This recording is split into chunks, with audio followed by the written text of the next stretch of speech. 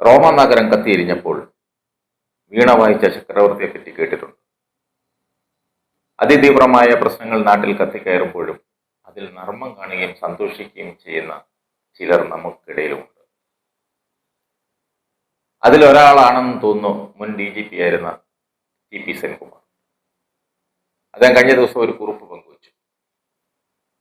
എല്ലാവരും എന്തൊക്കെയോ പറയുന്നുണ്ട്, ഞാൻ എന്തെങ്കിലും പറഞ്ഞില്ലെന്ന് വേണ്ട എന്ന കാഴ്ചപ്പാട് അത്ര നല്ലതല്ല.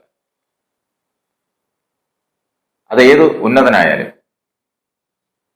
പാർട്ടി സംസ്ഥാന ഭാരവാഹികളുടെ പുനഃസംഘടന നടന്നപ്പോൾ, അതായത് BJPയുടെ, അദ്ദേഹം ഇപ്പം BJPക്കാരനാണല്ലോ, താങ്കൾക്കൊന്നും കിട്ടിയില്ല എന്നുള്ളത് ശരിയാണ്. കാരണം താങ്കളുടെ പേരുകളൊന്നും അവരുടെ പട്ടികയിൽ കണ്ടില്ല, ഭാരവാഹി പട്ടികയിൽ ഒരു സ്ഥാനത്തും കണ്ടില്ല. ഇനിയും എന്തെങ്കിലും വീണ് കിട്ടുമോ എന്ന് കാത്തിരിക്കുന്ന താങ്കൾ കലക്ക വെള്ളത്തിൽ മീൻ പിടിക്കാൻ ഇറങ്ങിയാൽ അതെല്ലാവരും ശരിവെച്ച് തരില്ല. താങ്കൾ പറഞ്ഞത് എന്താ? മിഷണറി പ്രവർത്തനങ്ങളെല്ലാം ഹിന്ദു മേഖലകളിലാണ്, മുസ്ലിം സമൂഹത്തിനു കൂടി മിഷണറി സേവനം നൽകണം. അങ്ങനെ ഒരു വാചകം കേരളത്തിൽ നിന്നുകൊണ്ട് പറയേണ്ട കാര്യമില്ലായിരുന്നു. പ്രത്യേകിച്ച് നിങ്ങൾ. അത് കേരളത്തിലെ ക്രിസ്ത്യൻ കോളേജിൽ തന്നെ പഠിച്ച TP സെൻകുമാർ. നിങ്ങൾ ക്രൈസ്റ്റ് കോളേജിൽ പഠിച്ചിരുന്ന കാലത്ത് ആരെങ്കിലും നിങ്ങളോട് മതം മാറാൻ ആവശ്യപ്പെട്ടിരുന്നു? നിങ്ങളത് വെളിപ്പെടുത്തണം. അത് പറയുവാൻ നിങ്ങൾ ബാധ്യസ്ഥനാണ്. ക്രൈസ്തവ സഭകൾ നൂറ്റാണ്ടുകൾക്ക് മുൻപ് ലാഭേച്ഛയില്ലാതെ പ്രവർത്തിച്ചതിന്റെ ഫലമാണ് നിങ്ങൾക്ക് IPS നേടാൻ സാഹചര്യം ഒരുങ്ങിയതും കേരളത്തിലെ DGP കസേരയിൽ വരെ എത്തിയതും. അതിൽ അഭിമാനിക്കുന്നത് ഒരുപക്ഷെ നിങ്ങളെക്കാൾ ഇവിടുത്തെ ക്രൈസ്തവരായിരിക്കും. അവരുടെ ത്യാഗത്തിന്റെ കൂടി കഥയാണ് കേരളത്തിലെ വിദ്യാഭ്യാസ രംഗവും ആതുര സേവന രംഗവും. നിങ്ങളാരും പിരിവ് കൊടുത്തിട്ടോ പിടിയേരി പിരിച്ചു നൽകിയിട്ടോ അല്ല ഇവിടെ ക്രൈസ്തവ സഭകൾ, സ്കൂളുകളും കോളേജുകളും ആശുപത്രികളും നടത്തിക്കൊണ്ടു പോകുന്നത്. അത് ഇവിടുത്തെ ക്രൈസ്തവർ സ്വന്തം പോക്കറ്റിൽ നിന്ന് സംഘടിപ്പിച്ചു കൊടുത്ത തുക കൊണ്ടാണ് നിങ്ങൾക്കടക്കം വിദ്യാഭ്യാസം നൽകിയത്. നിങ്ങൾ ഒരുപക്ഷെ പറയുമായിരിക്കും, സർക്കാരാണ് നിങ്ങളെ പഠിപ്പിച്ചതിന് ശമ്പളം നൽകിയതെന്ന്. സർക്കാർ ശമ്പളം നൽകുമ്പോഴും നിങ്ങൾ പഠിച്ച ക്രൈസ്റ്റ് കോളേജിന്റെ അത്രയും വലിയ സ്ഥലവും അത്രയും വലിയ നിർമ്മിതികളും കെട്ടിടങ്ങളും ഒന്നും പണിയാനുള്ള പണം നിങ്ങളാരും കുടുംബത്തിൽ നിന്ന് കൊണ്ടുകൊടുത്തതല്ല. നിങ്ങളുടെ ആരുടെയും തറമ്പട്ട സ്വത്തല്ല. സർക്കാരുകൾക്ക് വിദ്യാഭ്യാസ സ്ഥാപനങ്ങളും ആശുപത്രികളും പണിത് നിങ്ങളെ പണ്ടേ അങ്ങ് ഉദ്ധരിക്കാമായിരുന്നല്ലോ. എന്തേ അത് ചെയ്തില്ല? ഇതിനൊക്കെ മാതൃക കാണിച്ച വഴിയൊരുക്കിയ ക്രിസ്ത്യാനിയുടെ മെക്കിട്ട് കയറാൻ ചെല്ലരുത്. നിങ്ങൾ പറഞ്ഞല്ലോ, ഇസ്ലാം മത വിശ്വാസികളുടെ ഇടയ്ക്ക് മിഷണറി പ്രവർത്തനം നടത്തിയാൽ എന്താ കുഴപ്പമെന്ന്. ഇസ്ലാം മതത്തിന്റെയും സിഖ് മതത്തിന്റെയും അടിസ്ഥാന പ്രമാണങ്ങളിൽ അവരുടെ ഇടയിൽ പട്ടിണി കിടക്കുന്നവരുണ്ടാകാൻ പാടില്ല എന്നാണ് എഴുതി വച്ചിരിക്കുന്നത്. അതുകൊണ്ട് തന്നെ അവർ അവരുടെ കാര്യം നോക്കി തന്നെയാണ് നിൽക്കുന്നത്. ഇസ്ലാമിന്റെ സക്കാത്ത് കൂടെയുള്ളവന് ഭക്ഷണം നൽകണമെന്ന സതുദ്ദേശത്തോടുകൂടി എഴുതി വെച്ചതാണ്. ക്രിസ്ത്യാനികൾ മതമാറ്റം നടത്തിയപ്പോൾ ഹിന്ദുക്കളെയാണ് കൂടുതൽ മാറ്റിയതെന്നാണ് താങ്കൾ ഉദ്ദേശിക്കുന്നത്. അതിൽ തന്നെ ഏറ്റവും അധികം മതം മാറിയിട്ടുള്ളത് ഈഴവ ജനതയാണെന്ന് നിങ്ങൾക്കറിയാമോ? അതെന്തുകൊണ്ടാണെന്ന് താങ്കൾ ചിന്തിച്ചിട്ടുണ്ടോ? ഹിന്ദുയിസത്തിലെ സവർണ അവർണ തരംതിരിവാണ് ഒരു പരിധിവരെ അവർണരെ സഭയോട് അടുപ്പിച്ചത്. ലാഭേച്ഛയില്ലാത്ത സ്നേഹവും പരിഗണനയും കിട്ടുന്നവരുടെ അടുത്തേക്ക് ആളുകൾ പോകും. അത് പ്രകൃതിയുടെ കാവ്യനീതിയാണ്.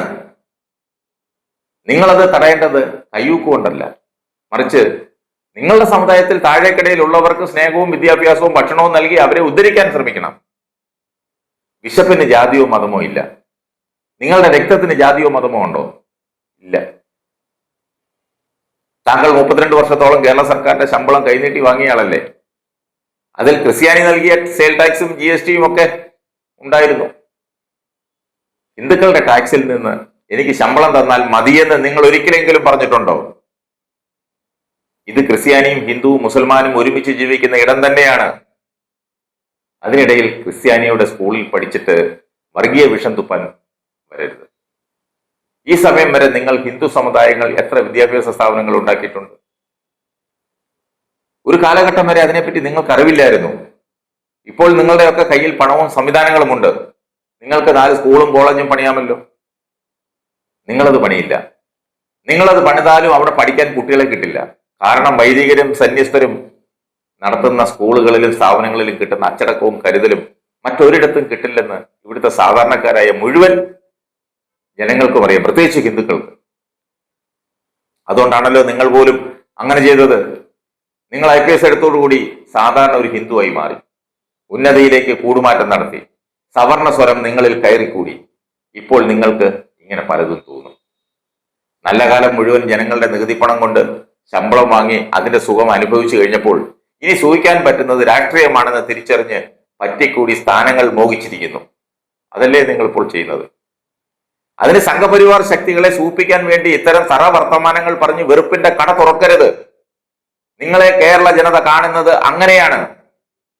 ഹിന്ദുവെന്നോ മുസ്ലിമെന്നോ വേർതിരിവില്ലാതെ ക്രിസ്ത്യാനികൾ പ്രസ്ഥാനങ്ങൾ നടത്തുന്നതും പഠിപ്പിക്കുന്നതും രോഗശുശ്രൂഷ നൽകുന്നതും അങ്ങനെ തന്നെയാണ്, അതിനപ്പുറത്തേക്കൊന്നുമില്ല.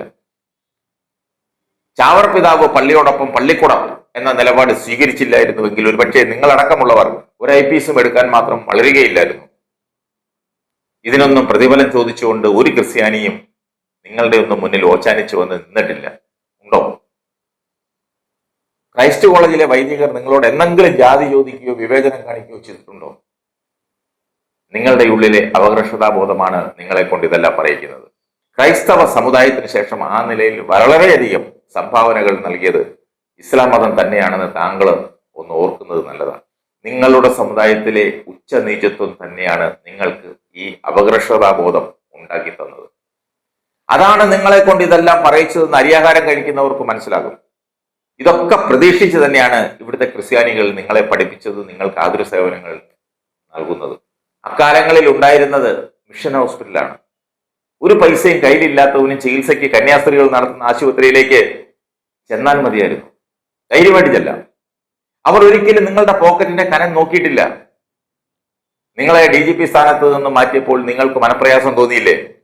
ആ പ്രയാസം പോലും ക്രൈസ്തവ സഭകൾക്ക് നിങ്ങളോട് തോന്നുകയില്ല. അവർക്കാകെയുള്ള ഒരു വിഷമം, അവർ പഠിപ്പിച്ച ഒരു വിദ്യാർത്ഥി ജാതിയും മതവും പറയാൻ തുടങ്ങിയല്ലോ എന്നുള്ള ഒരു വിഷമം മാത്രമേ ഉള്ളൂ. കേവലം ഏതെങ്കിലും പത്രാസുള്ള ഒരു സ്ഥാനമാനത്തിന് വേണ്ടി നിങ്ങൾ അവരെ തെറി പറയുന്നത് കേൾക്കുമ്പോൾ ഇവിടുത്തെ ക്രൈസ്തവ ജനതയ്ക്ക് മാത്രമല്ല നിങ്ങളുടെ കൂടെയുള്ളവർക്കും പുച്ഛമാണ് നിങ്ങളോട് തോന്നുന്നത്. അതും കാഴ്ചക്കാരെന്ന നിലയിലും കേൾവിക്കാരെന്ന നിലയിലും. അതുകൊണ്ട് പറഞ്ഞു എന്ന് മാത്രം. നിങ്ങൾ അറിയുമോ നിങ്ങളെങ്ങനെ നിങ്ങളായെന്ന്? നിങ്ങൾ അറിയണം നിങ്ങളെങ്ങനെ നിങ്ങളായെന്ന്. കടമ്മനിട്ടയുടെ ഈ വരികൾ വല്ലപ്പോഴും ചൊറിച്ചിൽ വരുമ്പോൾ ഓർക്കുന്നത് നല്ലതാണ്.